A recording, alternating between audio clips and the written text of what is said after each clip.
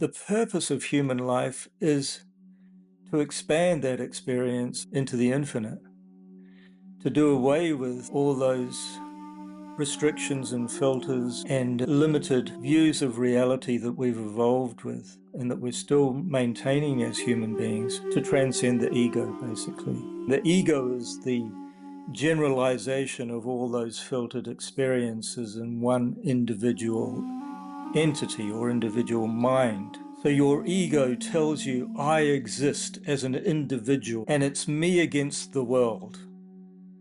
And we need that to survive. But when we get to a certain level of humanity, we can start to let go of that and rely more and more on intuition rather than intellect and instinct. As human beings, we're operating mostly on intellect. Of course, we still have the animal instincts, which are summarized as 4: eating, sleeping, fear, and sex. Of course, we still have those in order to survive and to propagate the species. But according to my Guru Baba, the purpose of human life is to transcend all that, to expand one's existence beyond that into the infinite. And of course, the more we do that, the more that's called intuition. So the difference between intuition and intellect is that when you're using your intellect, you're using your individual mind to analyze something. Whereas intuition, what you're doing with intuition is you're making more and more of a connection to the cosmic mind, to the knowledge of the entire universe, because you're expanding your existence into that cosmic mind. The more you identify with it, the more you have access to all the cosmic knowledge of the universe.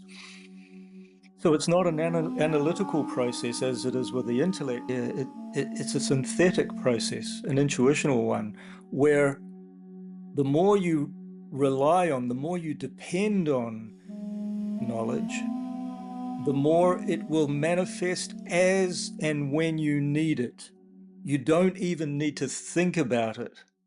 Integrating consciousness is a channel devised to explore a plethora of modalities accessible in supporting the collective in the exploration and expansion of self, and ultimately integrating what we've learned. The planet is shifting its vibration. Old paradigms and concepts are being challenged. Science is shifting, supporting, and merging with the teachings of ancient spiritual beliefs. The masses are feeling the shift, ultimately and collectively expanding consciousness. We are in an incredibly exciting time, yet many of us lack communities, guides, leaders, and teachers to turn to for support because we don't know how to find them.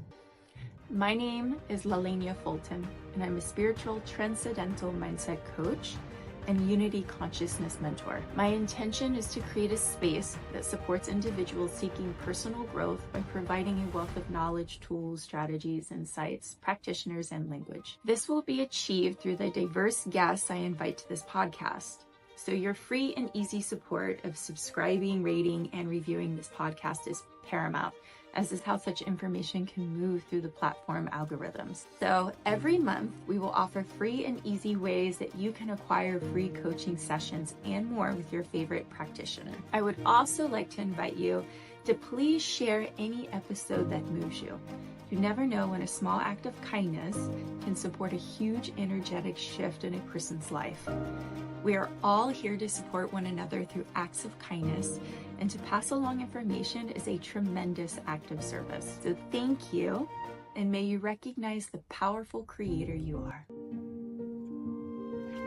Hello, beautiful beings. I have a really fun conversation today that I'm really excited to share. And so I'd like to welcome Dada Gunamuktananda and his really beautiful wisdom regarding consciousness. Dada, it's a pleasure. Oh, pleasure to me too. Thanks for having me on your show, Lelanea. Yeah. So I want to read for the audience a statement that you've made. For those who are unfamiliar with Dada, he's a TEDx speaker and has numerous blogs that he's written. That's a part of his website and is a part of the Ananda Marga. And so today we're really going to go deep into some conversations regarding consciousness And what I'd like to express is this really beautiful statement in one of his blogs on his website.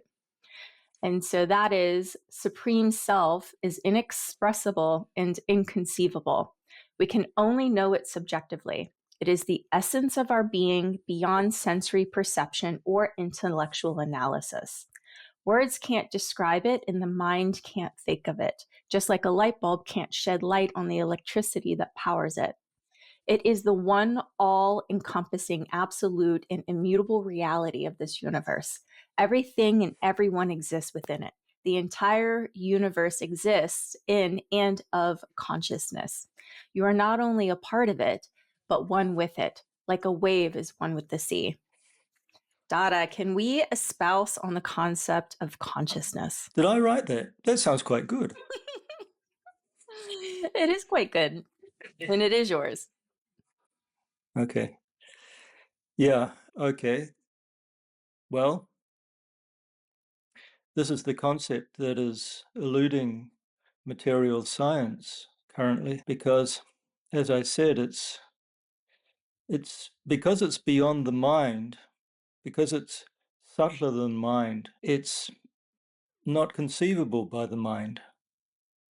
The mind can only conceive of that which is cruder than it. So the mind can think of and measure and objectify the entire physical world, material world, and even subtle mental concepts, because they're all within its scope. They're all smaller than the mind. But according to Tantric philosophy, consciousness is the infinite being, the infinite existence from which everything, including mind, including everyone's mind, manifests. Everything in this universe is a manifestation of consciousness. The materialists have got it the wrong way round. They say that mind is the result of brain cells. No. Mind is manifestation of consciousness, just as the entire universe is a manifestation and expression of the one infinite, intransmutable consciousness, all-powerful consciousness. And, they have a big problem with this concept because they keep barking up the wrong tree. And that is, as I mentioned before, that it comes from matter. As long as they're going to keep going on that course, they're not going to get anywhere towards understanding what consciousness really is. The only way you can understand consciousness, you can't understand it by trying to measure it or trying to objectify it with normal scientific means. The only way you can understand it is to try to find it within yourself. It has to be a subjective experience simply because you are its object. And so you cannot make it your object. It is your, this is in Ananda Marga terms, it's your subject. It is, you are the object of consciousness, and it is your subject. So you can't look at it like an object. You have to subjectify it. It's a subjective experience, which means that it can only be an internal experience, internal to your own state of awareness, not external to it. I don't know why people don't get this, why they don't get on board with it, or at least give it a go, give it a try. They're scientists, so they should be open to all possibilities. But for some reason, they have a mental block about it. As we're moving away from the reductionist concept of science around material science and moving more into the quantum science. Do you think that quantum science will better understand the concept of consciousness? Definitely. Mm-hmm. Definitely. Because quantum science is getting into quantum science is dealing with the subjective reality more and more and more.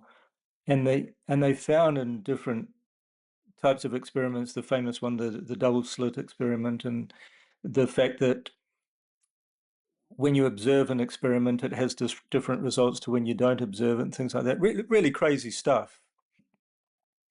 So they're getting into gradually quantum science is getting into the fact that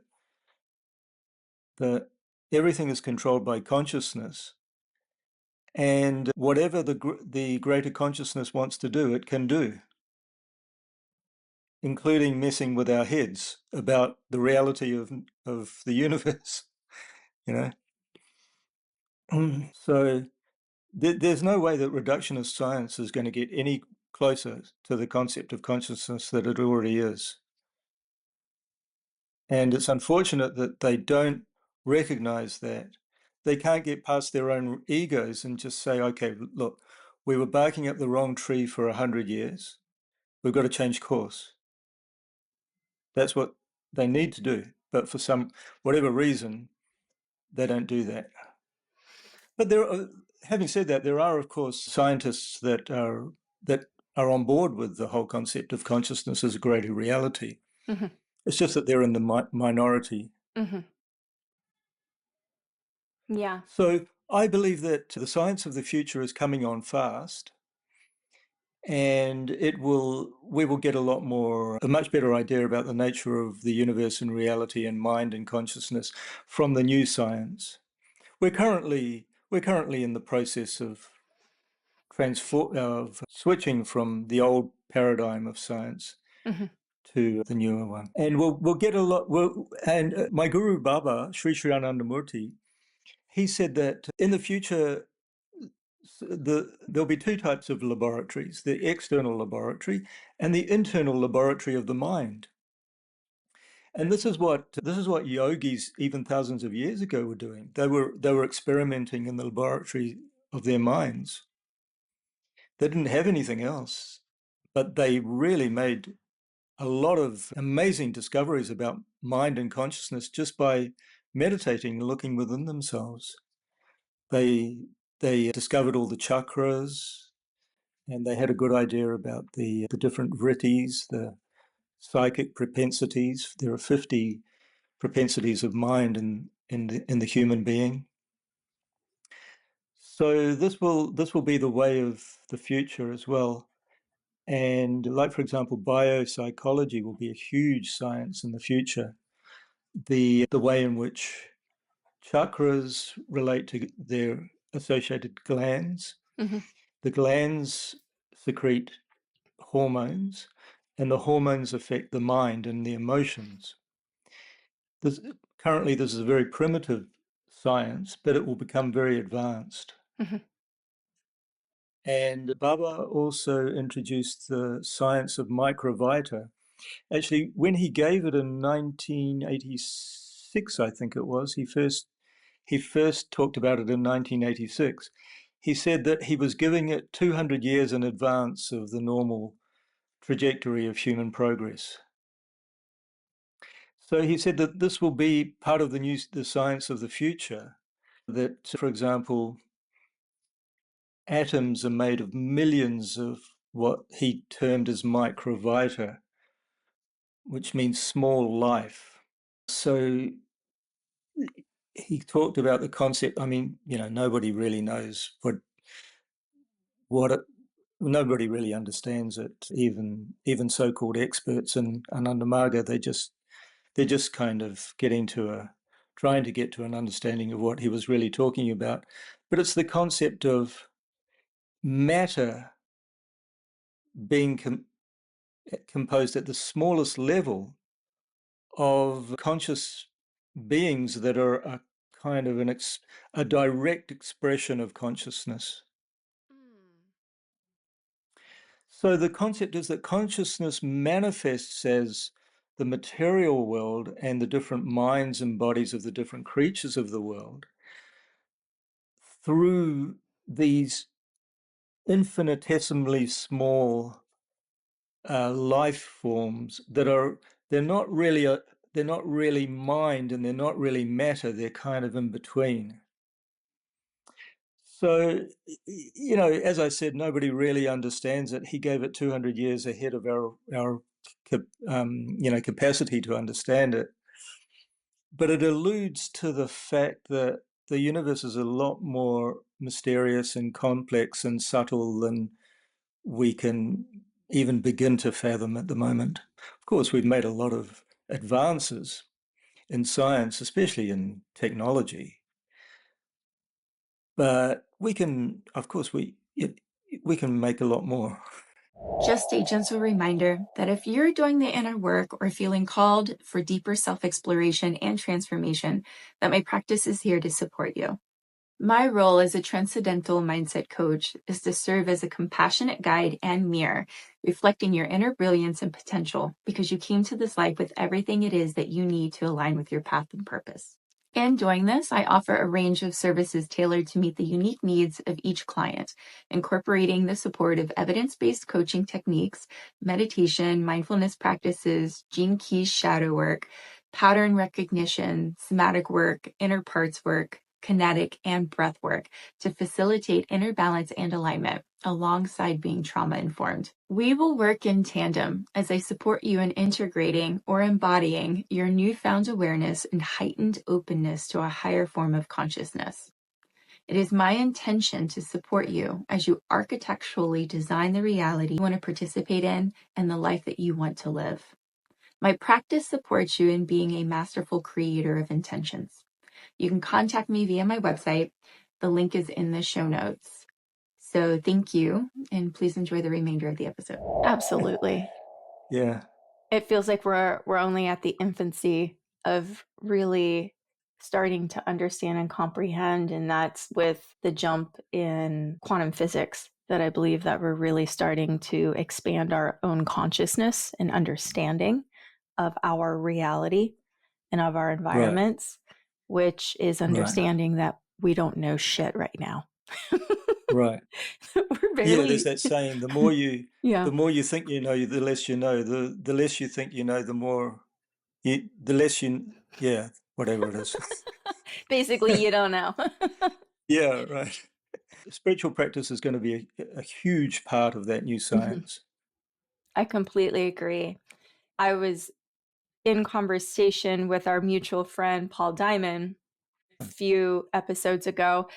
And, we were talking about raising one's consciousness. And he would even say that, he said, I would even go to say that you cannot raise one's consciousness, but you can change your receptivity to the consciousness that is around us. And that's actually how we raise one's consciousness, is altering our subtle bodies in the energy to allow ourselves to be more open to tap into the greater consciousness, which is all around us. Wondering what your thoughts are on that. That's a good way of putting it. Yeah. Of course, you can't raise your consciousness. Your consciousness is permanently raised. Your consciousness is the essence of your individual consciousness is the infinite consciousness of the universe, which is always at the same level. So so-called raising your consciousness means that, as Paul said, you're increasing your receptivity to experiencing the one and absolute, the absolute permanently raised consciousness of the universe. And so enlightenment or self-realization is not so much a matter of attaining a higher level of consciousness, or however you'd like to describe it, but rather realizing the consciousness which is already within you. It's not a matter of gaining any higher level of consciousness. We already have that. It's a matter of realizing that the essence of your own consciousness is, always was, and always will be that infinite consciousness of the universe. Yeah, the last time we spoke, I had mentioned it to you, and it's something, so it's an event that has occurred to me more than once, but the largest one having have happened last summer as I was crossing from Vancouver, British Columbia into the US. And I'm starting to become more vocal about it, but it was an event of self-realization. And, for the longest time, because I've had a couple of these events, smaller versions happen, I felt, well, A, there's not really a community talking about it. So you feel odd. And then B, I thought it was just something for me. It was my own, which made me special and made me connected to something. And that was very much my ego. And so I started learning that I was meant to talk about this event of self-realization. And it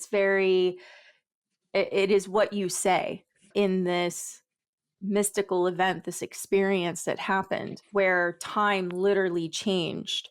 And I was at a park crossing through the Vancouver, British Columbia border back into the US.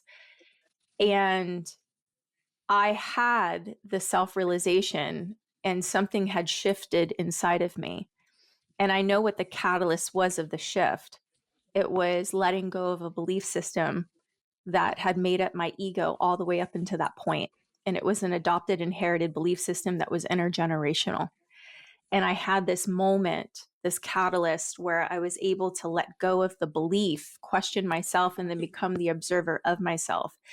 And it sparked this mystical event where my energy changed and my consciousness became so aware.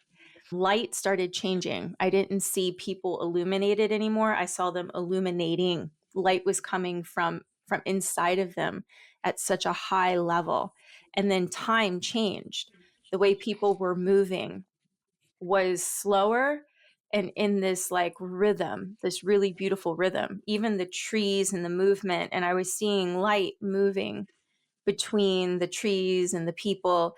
And I even started merging with the people that I was observing and entering into them and feeling them. And I was hearing, I guess they call them downloads, but just receiving information, recognizing that we were all fragments of one another and that we were fragments of source and had chosen to have different experiences. And to have those different experiences meant that we had to look different, that we're choosing different environments to live in. And I could see that every person I was merging with was actually me. And I remember the time before we came in and we all chose these different experiences. And then a larger shift or click happened towards the end. And I'm in a state of bliss and love at this point. Like my shirt's drenched, I'm drenched of how much love I feel. And I had this realization at the height of this experience that not only was I a fragment of source, I was source. And I remembered who I was, that I was source, and that everything was an extension of me, was me. And that for the first time in my life, I remembered who I was. And I was source, observing source, remembering that it's source. And the best way I can describe it is when you interact with someone or see someone who has dementia and they're interacting with a family member and you tell them, well, don't you recognize this person? This is your son or this is your brother, right? And the person's like, well, yeah, you do look familiar. And yeah, I've seen photos of you around the house. Like, I remember I have a son, right? And so the person's like theoretically convinced that you're their relative. And so it's theory. But then there's this moment where all of a sudden it clicks and they remember. And then the emotion becomes embodied that they remember that this person is their son. And then all of a sudden they remember who they are. And they remember that they're a mother and that all these experiences and memories associated with being a mother.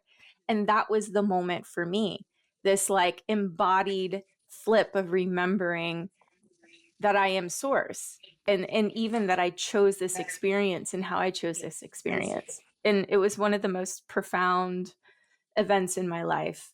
Wow. That sounds like an amazing mystical experience you had there. Beautiful. Yeah, and it's so hard to Well, articulate. well, you articulated it very Well, well, thank and you. it rang true.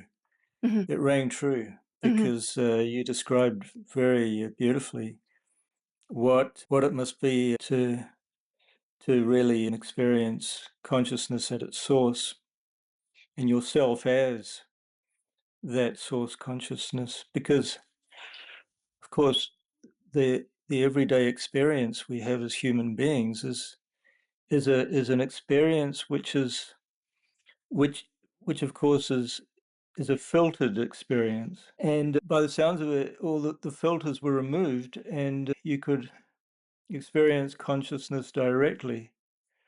But because of our evolution through all the different, life forms, and we have to have this filtered experience in order to survive in the world. Hmm. And the filter being the ego.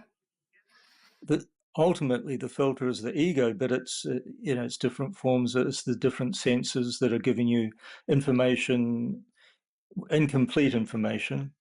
For example, the bandwidth of light that we see is only very, very small. The wavelength of that we hear is a very select wavelength. If it wasn't filtered, it would be overwhelming Yeah. in our normal state of awareness. Hmm. And so we need this filtered perception of the world in order to survive. And Hmm. as we have incarnated in different life forms, that the nature of that filtered experience, of course, differs according to the nature of the different life form. Hmm. Yeah, an ant is going to have a different experience to a squirrel, and a squirrel is going to have a different experience to a dolphin, and a dolphin has a different experience to a human being. There's an evolution, of course, in those experiences, and in general, more of an expanded awareness as one evolves through the Hmm. different life forms. And of course, the human experience is regarded to be the highest, but even our human experience is very limited. And according to Baba, my guru, where the purpose of human life is to expand that experience into the infinite, to do away with all those restrictions and filters Hmm. and limited views of reality that we've evolved with and that we're still maintaining as human beings, to transcend the ego, basically. I mean, Hmm. the ego is the generalization of all those filtered experiences in one individual entity or individual mind. Hmm. So your ego tells you, I exist as an individual, Hmm. and it's me against the world. And we need that to survive. But when we get to a certain level of humanity, we can start to let go of that and rely more and more on intuition rather than intellect and instinct. Hmm. Animals operate mostly by instinct. Higher animals, there's a certain amount of intellect as well. For example, dogs, cats, monkeys, parrots, dolphins, Hmm. other animals as well. But I think dogs probably have the most intellect. Of course, it depends on the breed, but yeah, higher animals also have intellect. As human beings, we're we're we're operating mostly on intellect. Of course, we still have the instincts, the animal instincts, which are summarized as 4: eating, sleeping, fair, and sex. Of course, we still have those in order to survive and to propagate the species. But according to my Guru Baba, the purpose of human life is to transcend all that, to expand one's existence beyond that into the infinite. And of course, the more we do that, the more that's called intuition. So the difference between intuition and intellect is that when you're using your intellect, you're using your individual mind to analyze something. Whereas intuition, what you're doing with intuition is you're making more and more of a connection to the cosmic mind, to the knowledge of the entire universe, because you're expanding your existence into that cosmic mind. The more you identify with it, the more you have access to all the cosmic knowledge of the universe. So it's not an analytical process as it is with the intellect. It's a synthetic process, an intuitional one, where the more you rely on, the more you depend on cosmic knowledge, the more it will manifest as and when you need it. You don't even need to think about it. You know, I find the more and more I'm on the spiritual path, the more everything happens at the right time and the right place. And I don't even have to do anything. Yeah. I do. All I need to do is stay in the flow, keep in the flow as much as possible, keep as much cosmic ideation as I can. The more you keep that cosmic ideation, the more you feel, no, I am not an individual entity. I am not my ego. I am more than my individual ego. The more you feel that you are one with, the more you identify with, the more you feel that you are one with the cosmic entity, the cosmic mind, the cosmic consciousness, the more things will happen according to that identification, according to that ideation. So that means you'll get the cosmic knowledge whenever you need it. Once I was on a boat in the Philippines to get from one of the islands to Manila, and it was a real, kind of,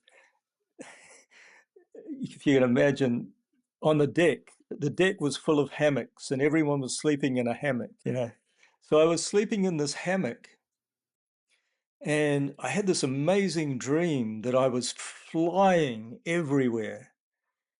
And it was just like so realistic that I could fly. And when I woke up, I felt it in my chest, like there'd been a kind of a jet engine in my chest. And at that moment, I was convinced that if I ever needed to, I could fly.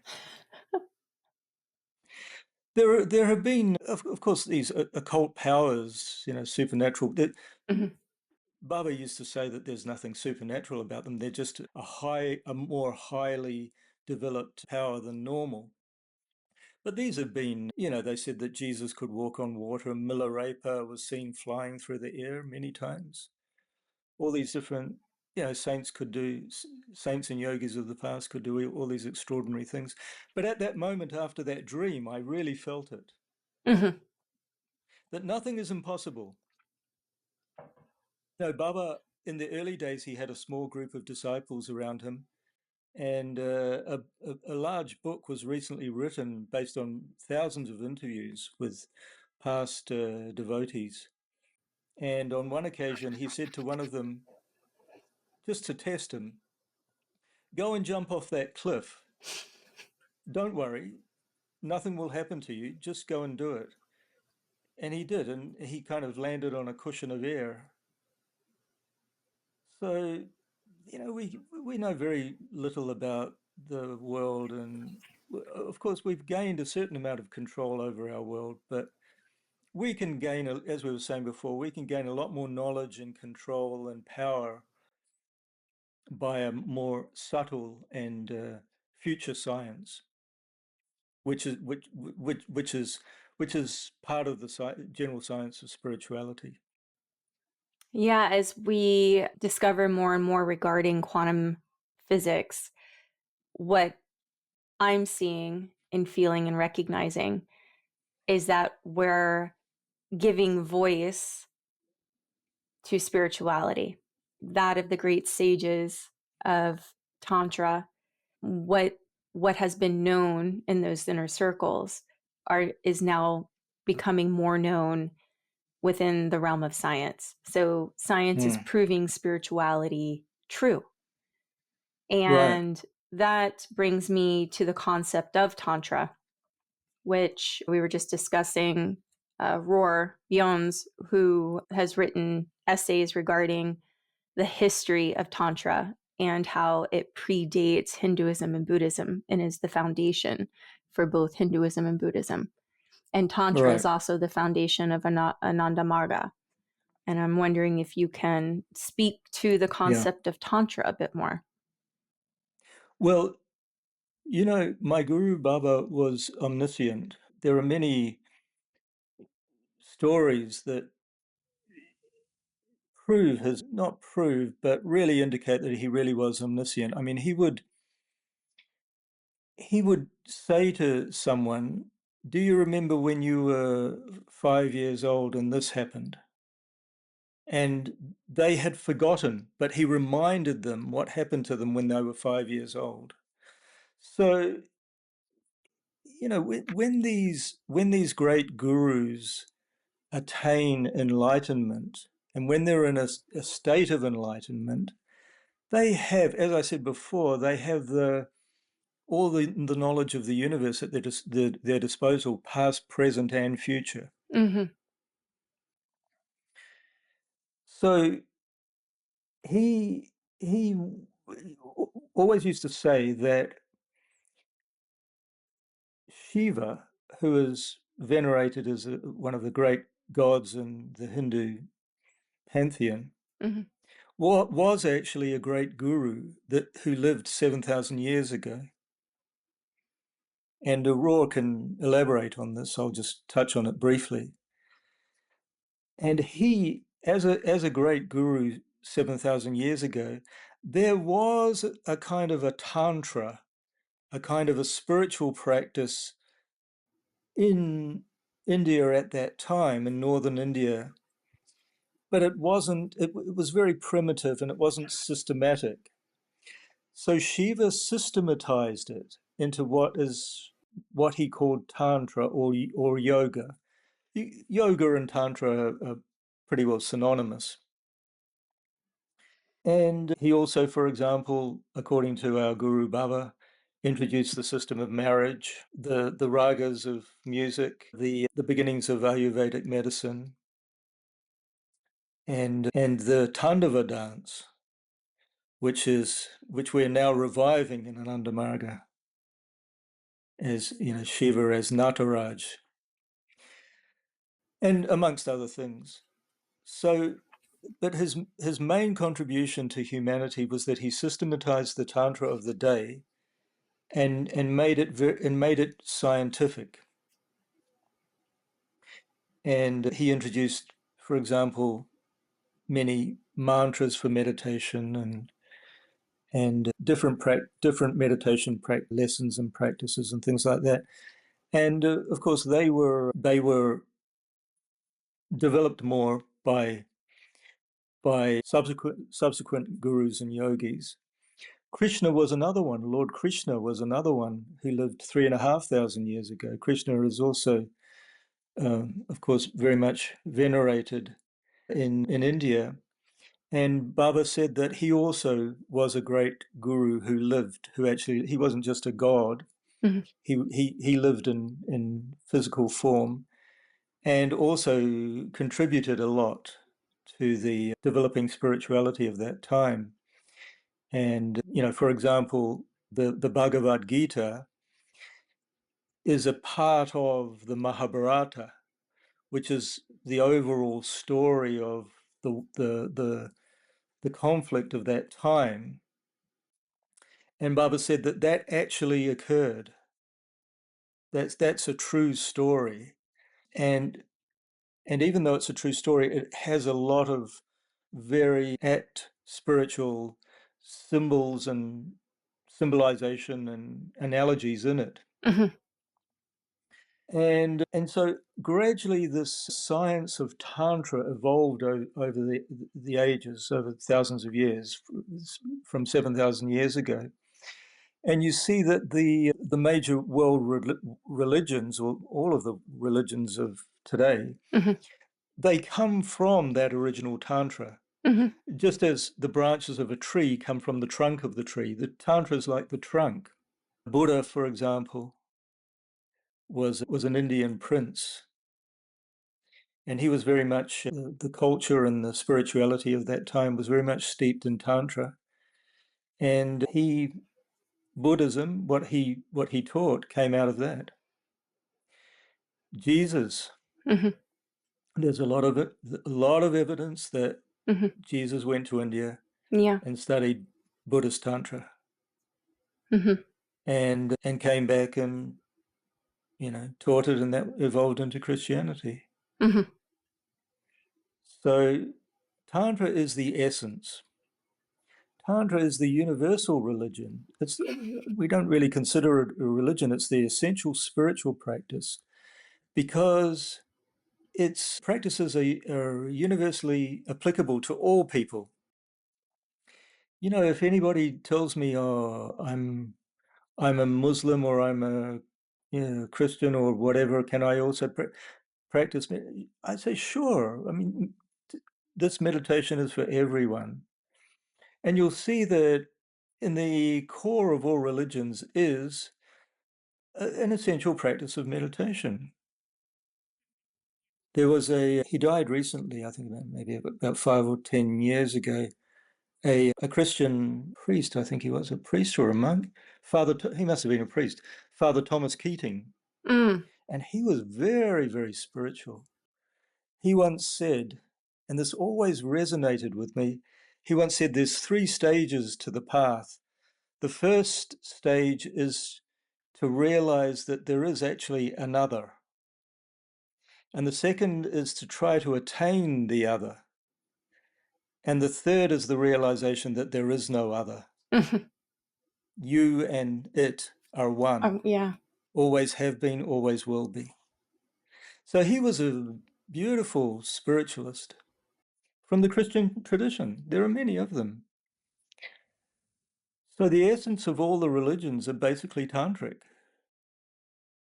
And it's the essence of Ananda Marga as well. We don't consider it a religion. We consider it a spiritual practice, which stems from that original Tantra.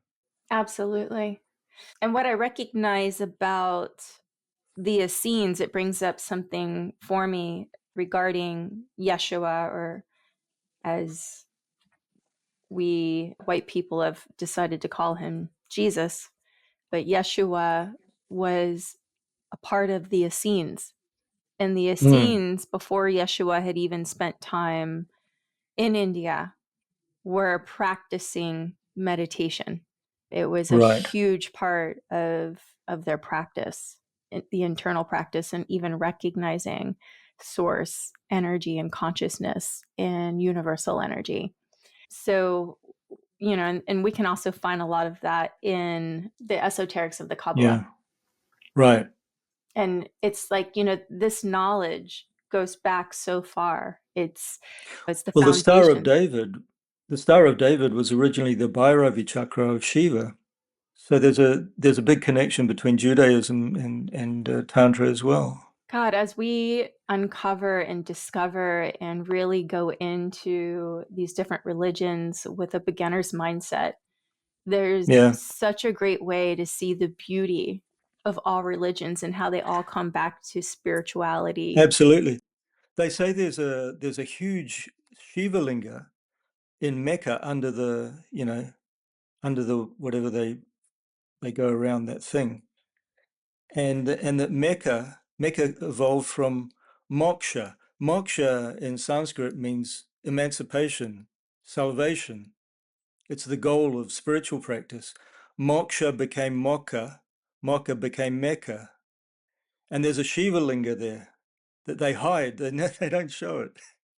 What is a Shiva Linga? A Shiva Linga is like it's a kind of a phallic symbol that it evolved from when before Shiva might was right. So the survival of the different clans or gotras, they say in Sanskrit, depended on numbers. And so procreation was a really important thing. Mm-hmm. So they used to worship a kind of a phallic symbol. Mm. But later that got associated with Shiva as consciousness, the male consciousness. Oh, I see. I see. And was this extracted from the sect of Tantra that relishes in intercourse and prayer through sexuality? I don't know what connection it has with that. It's still really, the Shiva lingas are still worshipped throughout India as a representation of Shiva or consciousness. The whole sexual tantra it's a kind of, it was a crude tantric practice in the past, Mm-hmm. but it's always being a kind of not a major part of tantra. Mm-hmm. It's been misinterpreted and Yeah, misrepresented as tantra, but that's not the exactly. case.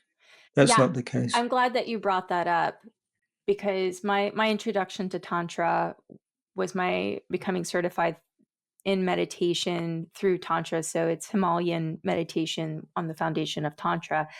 And there's such a misperception and bastardization of Tantra through that sexual sect that celebrates. And it's not to say that you can't utilize sexual energy if we're riding the waves of energy and using energy to support us in manifestation and creation, you know, in the third dimension or whatever dimension, if we're moving into the fifth dimension.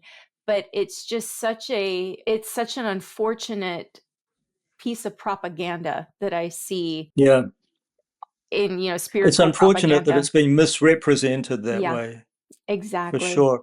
And of course, people like it because it's Yeah, easily accessible yeah. and they're kind of satisfying their crude urges. Essentially, if you want to go deep, you've got to practice the subtle tantra. Hmm. I mean, sex and sexual energy is part of the normal world. Hmm. You've got to go beyond the normal world to really make progress spiritually. I'm glad that we touched on that. And regarding the conversation of self-realization and using spirituality to expand oneself, right, beyond the third dimension, what are some ways that a person can go about that? Say there's a viewer watching this that wants to start opening themselves to the higher consciousness, who wants to really go deep within their spirituality, who wants to seek self-realization. How would a person start that process? Well, the most important thing to do is to start meditating and preferably learn your personal meditation mantra and go from there and practice regularly, daily, twice daily. That's the most important thing. Practicing meditation is the essence of spirituality because that's what's going to take you to the essence, to Mm-hmm. the truth. Meditation is the process of connecting with your inner self, your center. Med means center, Mm-hmm. meditation, to center yourself, to get to your center. Mm-hmm. So whenever you meditate, you try and connect with your inner being, what it means to be the essence of yourself. Mm-hmm. But of course, there are a number of practices that support that meditation practice, that prepare for it, that optimize it, that support it in different ways. First of all, morality is very important. Doing the right thing. Baba used to say that morality is the base. Spiritual practice is the means, and life divine is the goal. Divinity is the goal. Morality is the base, spiritual practice is the means, and divinity is the goal. So you have to have, just as when you build a house, you have to have a firm foundation. You cannot practice meditation, for example, properly without also practicing morality, Mm-hmm. without having firm ethical principles that your life is based on. Mm-hmm. If you do something which is wrong, you may get away with it. It may not be recognized by society, and you may even deny it to yourself. You know it Mm-hmm. subconsciously that you did it. Mm-hmm. And it's the subconscious and deeper than the subconscious that we're trying to get at. So if we're trying to get to the what's deeper than the subconscious through the subconscious, we're going through the subconscious, and then suddenly the subconscious tells you, "What you, you did this, you did that." You're not going to get through the subconscious. You've got to be light to travel to delve deeper than the subconscious. Your spirit has to be light. So it's very important, not just for others, not just for society, but for yourself, that you do the right thing Mm-hmm. by you, according to your conscience. Mm-hmm. And generally, we know what that is.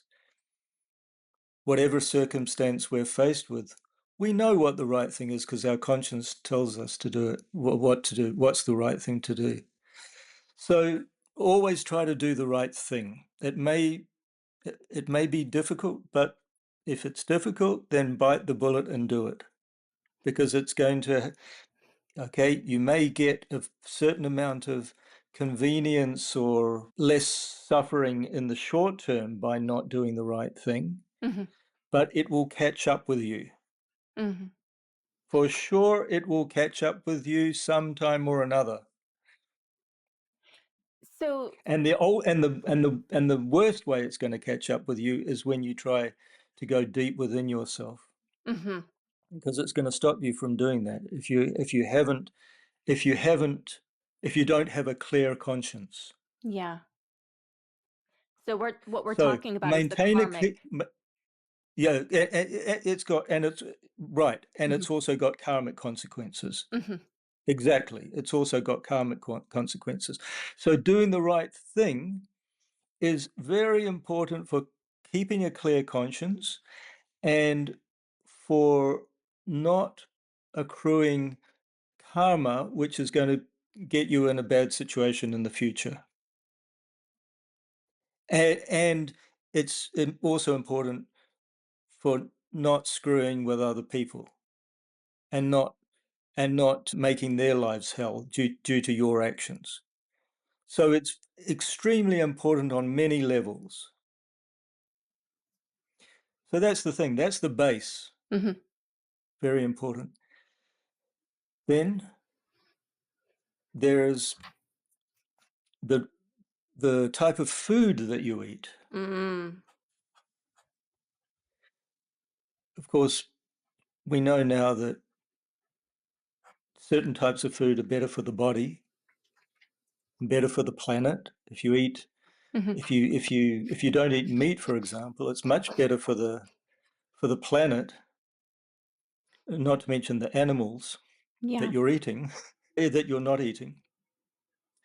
And it's widely recognized. For example, the vegan movement recognizes that being a vegan is good for the planet and it's good for physical health and it's good for the animals. But what they don't recognize is that eating a sentient diet, which is not the same as a vegan diet, both are vegetarian, but a sentient diet also excludes other things which are bad for the mind. The effect of food on the mind is not generally recognized. So a yogic diet is what we call sattvic, a sentient diet, which is not only good for the planet, for animals, for the body, but also for the mind. And that's the exclusion of like garlic and onions, right? That's right. What other Mushrooms. products? What? Mushrooms, onion, and garlic, as well as all animal products, with the exception of dairy products. Of course, we also have there's the factor of how cows and other animals are treated when they're being farmed for their milk. Yeah. That's another matter, and you have to take that according to time and time and place and time. For example, in India, the way cows are treated is relatively good, and cows are not killed. So it's ethical to drink milk in India, and the milk tastes a lot better. And we in Ananda Marga we have various farms around the world, and I've been to some of these farms, and the cows, when it comes to milking time, the cows jump, they start running to the place and line up. It depends how you treat them. Yeah, absolutely. So okay, we were talking about sattvic food, which includes dairy products but excludes onions, garlic, and mushrooms. So the concept is that, eat food which is not only good for your body but also good for your mind. The effect of excluding onions and garlic, for example, from your diet, I can best describe as it gives you clarity of mind. It's the opposite of confusion. So, I've experienced this when I've eaten. Occasionally, I will eat garlic by mistake. When you might buy a tofu burger or something, and I think it happened to me once, and it didn't say it in the ingredients, but when I ate it, I felt like my mind clouded over. It was a state of confusion compared to my normal state of mind. And I rang the company and I asked them, "Do you put garlic in this?" And they said, "Yeah, we do, but we don't list it on the ingredients because we're not obliged to by, it was an amount which was under what they were obliged to, you know." So this really does, work, that if you exclude these things from your diet, you can gain a lot more mental clarity, a higher state of mind, just by not eating them. And it's not a big deal. I mean, who cares?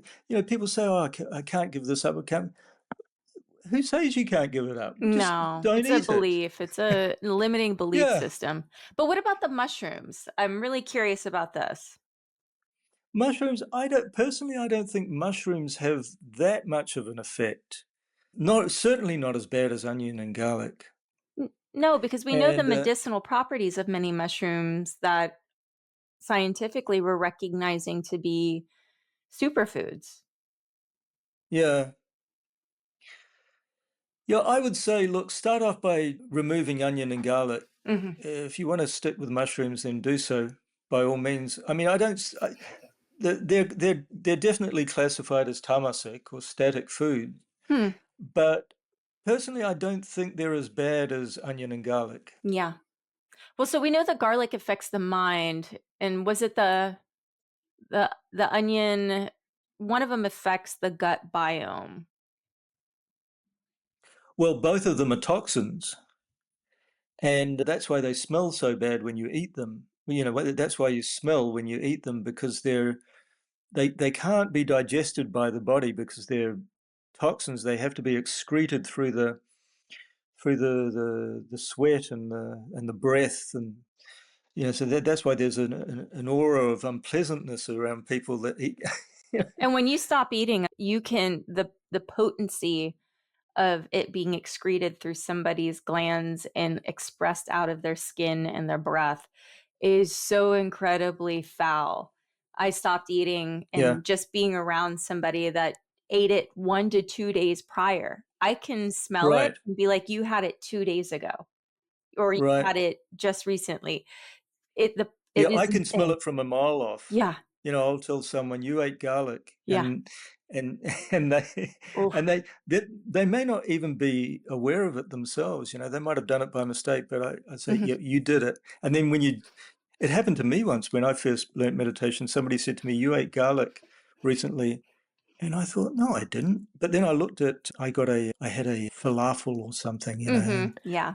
and so you can always, if Mhm. you dig deep enough, you can find where you got It's it from. everywhere. Garlic powder, Yeah, garlic salt.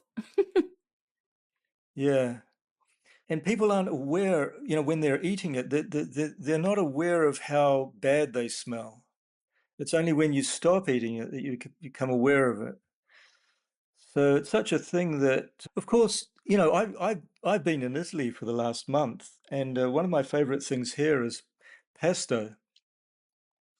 And I love the way it's only in Lidl. There's a supermarket called Lidl. It's a German company. You can go into the supermarket and you can go to the fresh food section. This isn't the pesto in jars, which lasts for a long time. It's the fresh one, right? They've got this fresh pesto, and they got one that says with garlic and the other says without garlic. I think that's great, Yeah, the fact that you They're can find obviously something in Italy without garlic. right. Yeah. Oh, you can. You can. They That's love their wild. food. They're into food. They're really, the food here is great. Mhm. So, well, of course, I don't think they're doing that for the reason of, for the spiritual reason, Yeah. but they're acknowledging the fact that it does smell. If you want to Yeah. get close to someone, eat the pesto without garlic rather Mm. than the one with, you know. So, okay, so that's food. Mhm. Then social service.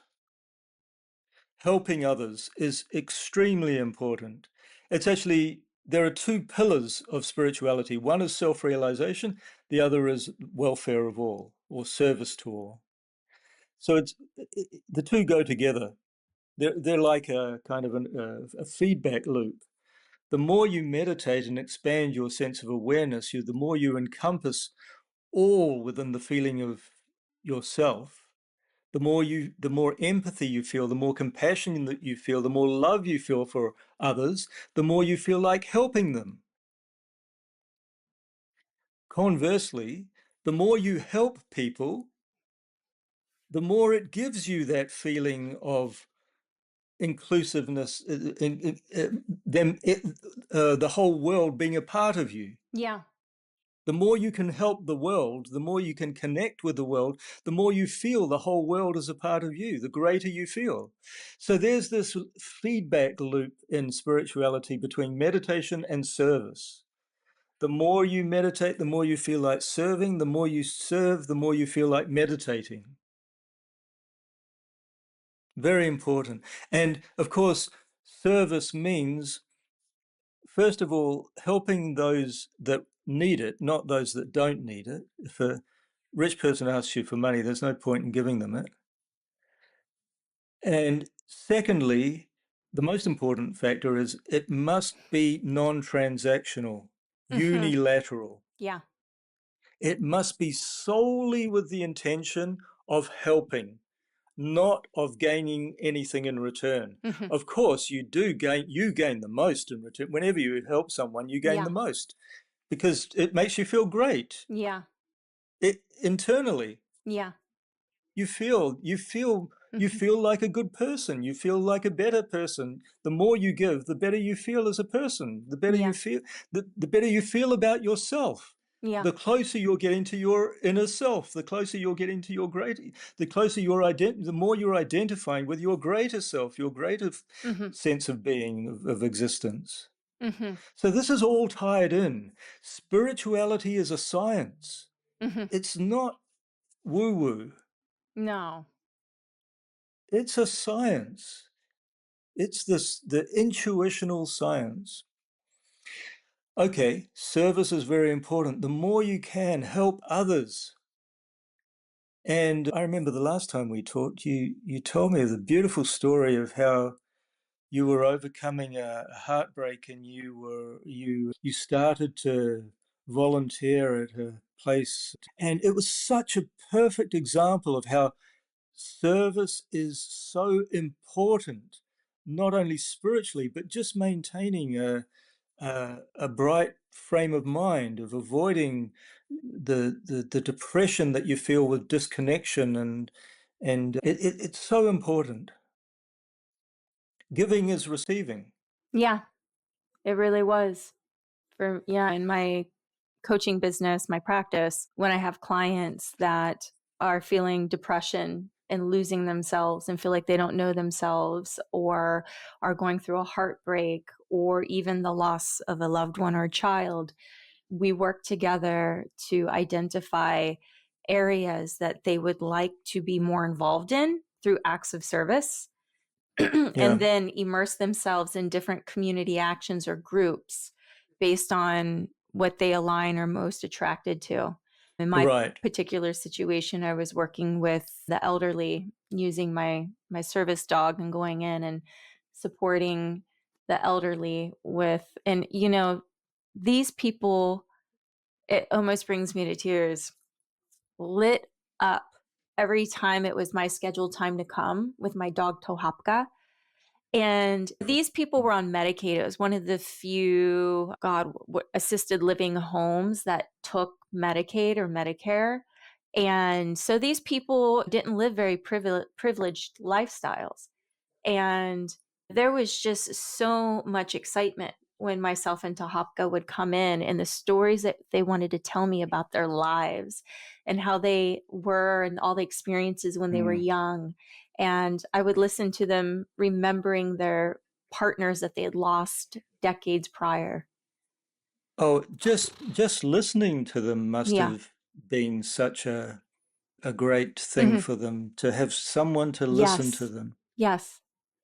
Yeah. And for me, it was incredibly healing because it made me realize, even though the pain that I was feeling was significant at the time, it made me realize how much of a life there was ahead of me, and that my experience of heartbreak wasn't rejection but redirection.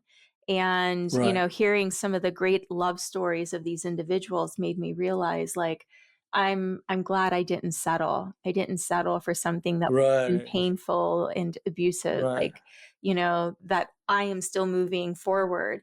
And so it was, Mm. cathartic and therapeutic for me Also, equally. right. Yeah. And an apt form of service that Yeah. that their stories you could relate to your own situation Hmm. as well. Absolutely. Beautiful. Yeah. So I think when you're doing service, there are so many ways in which you can help these days, and you can just tailor them to your own proclivities and talents and capability. You don't necessarily have to, although the concept is that you're putting yourself out to help others, but it doesn't need to be a, a big it doesn't need to be a big suffering that you're going through when you help people. You can tailor it to the things that you love to do, and it becomes a beautiful experience for all involved. Yeah. Look at Jimmy Carter, who for decades Oh, after his presidency remained with the Habitat of Humanity, he's great. such a Yeah. beautiful human being. Oh, Yeah. absolutely. So he's a Hmm. an incredible example of someone Yeah. that just kept giving and giving. Yeah. Yeah. And I'm sure he's definitely in a great place because of that. Hmm. Yeah, in terms of his state of mind. I agree. Because what really matters in the end is because you can't take anything with you. The only thing that counts is your state of mind at the time of death. That's the only thing that's going to count out of your whole life when you leave your body. And that's the only thing you're going to take from this body to the next. So, as we talked about before, it's so important to do the right thing. It's so important to help people, and it's so important to meditate. All those things are going to contribute to a better and better state of mind. Mm. Something I want to ask you about, circling back to morality. And, what I love about your blog posts are that you even get semi-political, not saying that you chose a political party, but you were analyzing in terms of extremism. One of your blog posts regarding Right. extremism and how it's living in the right and the left. And something that I'd like to bring up to discuss is how morality is subjective. And people can argue that some of these behaviors and laws that are really restrictive and are really hurting people. We're looking at many women who have died in the state of, God, what is it? The state of, what's above me? I'm in Florida, Gaza. Georgia, the state of Georgia, from Yeah. these far right anti-abortion bills. And many of these women are Oh, just yeah. having miscarriages, and they're healthy women with their mothers, and they're dying.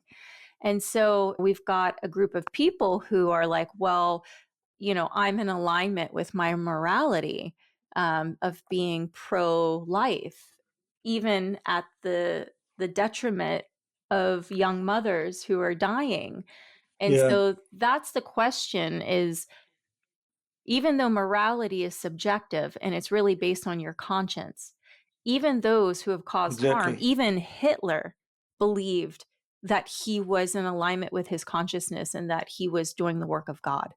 So where is that line drawn? Like, where's the check and balances regarding morality? I think it lies with intention. It depends. If your intention is good, no matter what you believe, no matter which side you're on a certain issue, because it is subjective, and people's consciences tell them different things.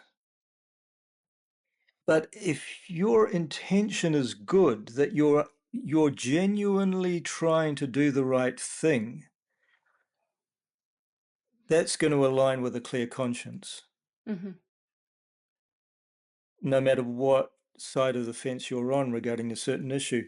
Mm-hmm. Now, having said that, though, I believe that abortion is a difficult one. Abortion is because it's so polarizing. Mm-hmm. It's such a polarizing issue. Mm-hmm. But in general, I think that many issues, there is a kind of a common feeling of what's right. Mm-hmm. For example, generally people will accept that it's not right to kill someone. Yeah. It's not right to torture someone. Mm-hmm. It's not right to deprive somebody of something they need in order to live Yeah. properly. So there are these cardinal human values Mm-hmm. that are common to all of us. Mm-hmm. And in general, they're kind of got people's conscience is going to tell them Mm-hmm. roughly the same thing. But there are, of course, these exceptional circumstances like abortion, and another one is the Palestine-Israel conflict. I mean, hugely polarizing, and people on both sides of the polarization are convinced that they're right. So, but of course, there are other people that, I guess, in both camps, that are deceptive about what they believe and are doing what they're doing not because they think it's right, but for political gain or whatever. Yeah. Now, their conscience is not going to be clear. Mm-hmm. But regardless of which side you're on, Mm-hmm. if you really believe that you're on the right side and that you're doing the right thing, then your conscience will be clear. Yeah. But as you say, it's a subjective thing. And on some issues, for example, the Israel-Palestine conflict or abortion or whatever else you may think of, there's going to be a polarization. But I think in general, the general human cardinal values are we're all going to be on the same page as to what's right and what's wrong. Mm-hmm. Yeah. Yeah. There's lines in the sand, and, we can cross them for the sake of alignment with our political party, but there is a karmic effect. Like, especially when that alignment, that decision to align with those behaviors or the outcomes or the oppression, whatever it may be, there's a karmic response to that. And so what I'm seeing in the political arena is a lack of intention and even the ability to question one's own party. And there's this blind following and almost treating their political party like it's a sports arena, like it's like you're rallying and having a tailgate party for your favorite football team. And, Yeah. And so there's this weird, there's just a really weird mentality that I'm seeing in the political arena these days. Yeah. Those that stand up for justice in politics, this is an example of doing the right thing and getting the flack for it. But if they do it, they're going against their party agenda or whatever. But in the long run, it's going to be good for them because they're doing what their conscience is telling them to do. So it is a matter of intention. I think intention is the most important thing when it comes to morality. If your intention is right, your conscience will be clear, regardless of the fact that in certain circumstances, in relation to certain issues, you may be on one or other side of the fence that another person on the other side of the fence will also have a clear conscience about. Another thing I didn't mention is asanas are also important, yoga postures, and kirtan. So kirtan, singing, chanting a mantra is a very, very constructive way of building spiritual ideation within you. It's a way of bridging the kind of your worldly experience with the spiritual experience. Because you're singing aloud, it's easier than meditating. But it's kind of leading you towards that. It's still got that meditative ideation, but you're doing it in a very worldly way by singing. So it leads you into the meditation. So there's all these things. Okay, health and hygiene, morality, food, service, asanas, yoga postures, kirtan, and meditation. They all support the meditation. It's like a pyramid. The meditation is at the top of the pyramid, and all the things below it are supporting that practice. Regarding meditation, so many of my clients, many of them, meditation is new for them when we start working together. And a lot of them will say, well, I've tried it before and it's always been very difficult for me. And depending on the client, their energy, how, their nervous system, more importantly, we begin the process of finding methods to allow them to feel safe in the process of meditation, to let go of the judgment of themselves within their meditation, because that's a huge block when we're constantly like, well, am I doing it right? I've been here for 10 minutes? Nothing's happening. There's a large array of mind chatter that happens when a person is trying to learn meditation. I'm very curious if there's any particular suggestions or advice that you have to support people in the initial phase of exploring meditation. Yeah, it is a bit difficult in the beginning because you're not accustomed to it. If you're not accustomed to looking within yourself, if you're not accustomed to doing anything other than sleep when your eyes are closed, then it's a new thing. Yeah. And it's a matter of becoming accustomed to it. So there are a few things. First of all, just begin. Don't judge yourself. Everybody is going to have 1,001 thoughts when they try to meditate for the first time. It's just normal. Who cares? It's not a matter of pride that if you can close your eyes and meditate straight off, that's not a matter of pride. It doesn't happen that someone can close their eyes straight off and meditate like an expert. That doesn't exist.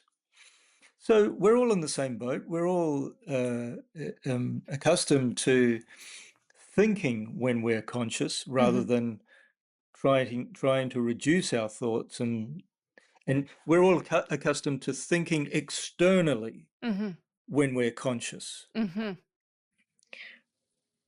When we're meditating, we're trying to internalize that thought stream and focus it on one thought. So it's something that we're just not accustomed to doing, and it's just a matter of practice. Practice makes perfect. So the first thing to do is just start. Just begin. Then there are some things that can help you when you begin. For example, have a place where you only meditate. You don't do anything else. Yeah. Preferably a very, a quiet place, a peaceful place, not in front of the computer or the TV or whatever. Have your own room or a place on your balcony or a corner of your room, or just some place which is your sacred space, and treat it as such, so that when you're sitting there, you're only meditating, or if not meditating, you're trying to think in a deeper, more subtle way. And that will gradually build up the vibration of that ideation, whether in meditation or in subtle thinking or singing kirtan. The vibration will gradually increase in subtlety and frequency. It'll attain a more spiritual vibration. I run what we call a sadhana intensive in India every year. I'm going there in a few days to prepare for it. It's every November. And it's in a place called Ananda Marga, where our guru pointed out many spots where yogis had meditated for thousands of years. They're called tantrapitas. And because yogis had meditated there for thousands of years and attained realization there, they're very highly spiritually vibrated. So that you can use the same concept in your own home by building up your own spiritual space that becomes more and more spiritually vibrated the more you meditate there. Then try and meditate the same time every day. morning and evening, before breakfast and before dinner. Preferably when the sun's rising and the sun's setting. That's the vibration is a lot, you can feel it when the sun, those times, dawn and dusk, the vibration is peaceful. Sing Kirtan beforehand, then sit down and try to meditate. When you're meditating, you're repeating your mantra. Your mantra has the meaning and the vibration of the infinite. You're trying to ideate that the more as you repeat your mantra, you're trying to ideate that you are that infinite consciousness. Your own consciousness is one with the infinite consciousness. That's the general ideation of meditation, mantra meditation. But of course, what will happen is your mind will hijack you. Yes. Right. It happens. It takes you on a joyride. And 5 or 10 minutes later, you come to the realization that you've been thinking of anything and everything other than what you're supposed to be thinking of. Yeah. So just don't worry about it, just bring your mind back to the meditation. And then gradually, as time goes on, the more you'll be able to stick to the meditation rather than everything else. Yeah. Conditioning. Yeah. You're building, it's like with anything else, you're building the neural networks in your brain of subtle thinking. Yeah. And, these MRIs have demonstrated recently that meditation works. Absolutely. So these are just some of the things that you can do when you're starting off. Do yoga postures regularly, because the yoga postures, asanas, are like an internal massage. They massage the endocrine glands of the body, and the endocrine glands secrete the hormones that are responsible for the emotions that we feel mentally, emotionally. So the more you do asanas, the more you do yoga postures, the more balanced your mind is going to be, the less negative emotions you're going to feel. Yeah. So naturally, the more you're going to be able to concentrate, to focus on meditation. Yeah. And as we've emphasized during this talk, morality, do the right thing, help others, all these factors come into play. Just try to optimize as much as possible your spiritual practice. And there are so many things, as we've talked about, that you can do to do that. There are so many ways to optimize your spiritual practice. And it's not like in the past where yogis, yoginis, they had all the time in the world, but the mind was less developed and the techniques were less developed, and they had to spend more time on it. With us, we've got very little time, but we don't have to spend a lot of time because the human mind is a lot more developed and the techniques are a lot more developed. So we can spend relatively little time to gain the same amount of progress, but we have to keep at it. We have to keep going. We have to make it a part of our lives. I tell this to people when I'm giving them a talk or giving a talk about meditation. Okay, you may be inspired by my talk or the meditation that we just did or whatever, but it's not going to mean anything to you if you don't continue with it, if you don't practice it on a regular basis. Yeah. This is just common sense. And as you practice it more, your relationship with time changes.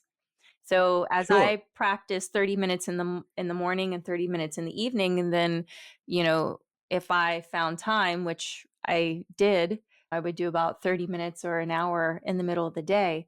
My relationship with time and the concept of time changed, which meant I found that I actually had more time to do it. Yeah, time is a very subjective thing. When you're struggling, time will go very slowly. But if you go into bliss in meditation, if you have a blissful experience, you can come out of it and think that 5 minutes has gone by and it will be an hour. You've been in bliss for an hour, and that's incredibly healing and cathartic.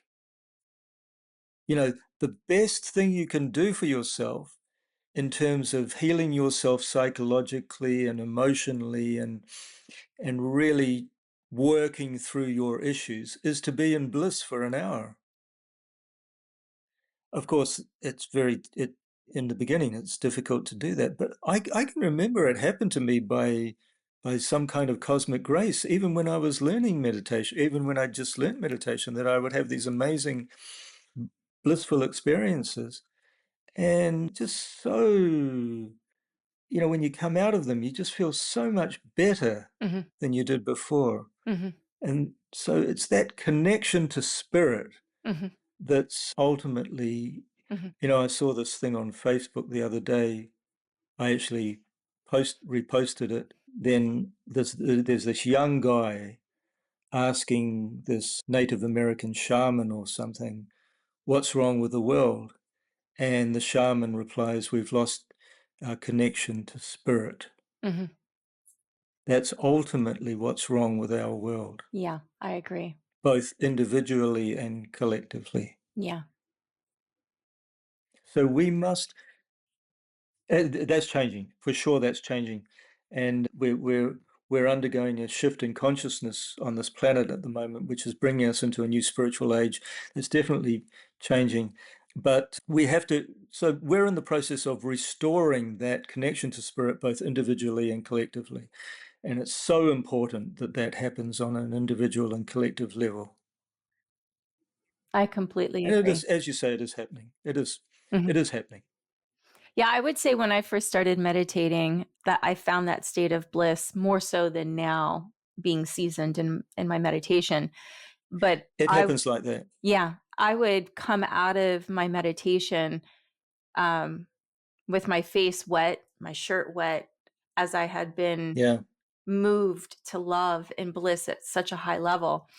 And I believe it's because for the first time I had found my connection to self, that I had never been connected. Absolutely, absolutely. And it happened with me too. Spirit is always guiding you, and it's always giving you exactly what you need.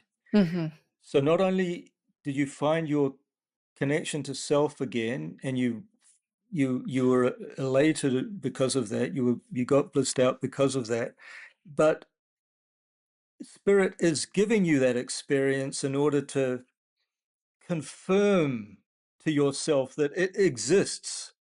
And then when you're strong enough, it'll take away the experience, or it may take, it's different with different people, but you get to the point where eventually you've got to dig down and do the hard work. And that does not necessarily mean having a spiritual experience every time. Yeah, absolutely. But you're doing the hard yards. Yeah, absolutely. I completely You're agree. working through your karma. You're cleansing the mirror of the mind. Absolutely. The mirror is covered in dust. You've got to make the effort. It's not necessarily going to be a pleasant or a blissful experience, but you're cleaning the mirror of your mind. The more you clean it, the more you're not necessarily going to be more blissful in terms of having a blissful experience in meditation, but you're going to feel more and more connected. The cleaner your mind is, the purer your being is, the more and more you're going to feel connected to self, connected to spirit. And it's not necessarily going to, you do have many blissful experiences, intense blissful experiences, but it's always going to be a kind of a blissful state of mind in the background.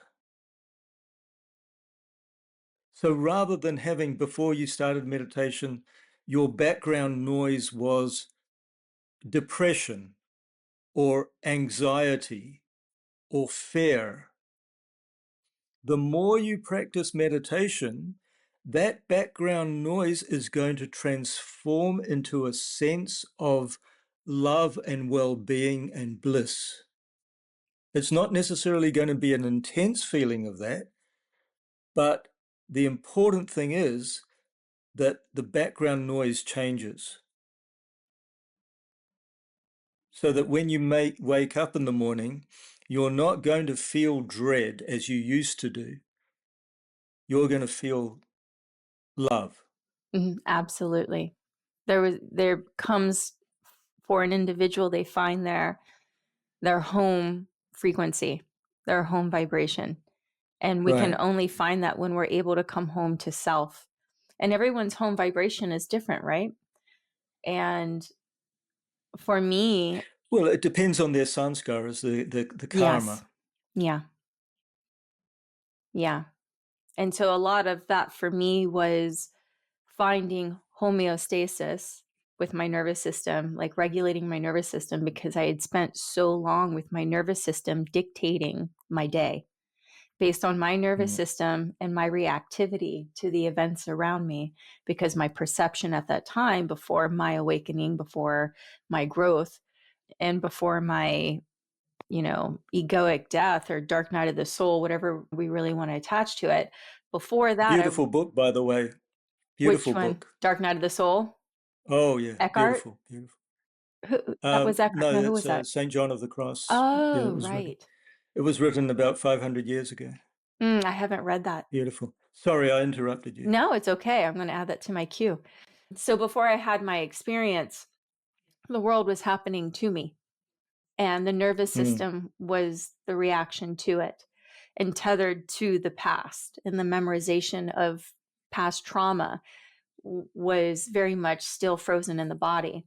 And my meditation journey was the vehicle.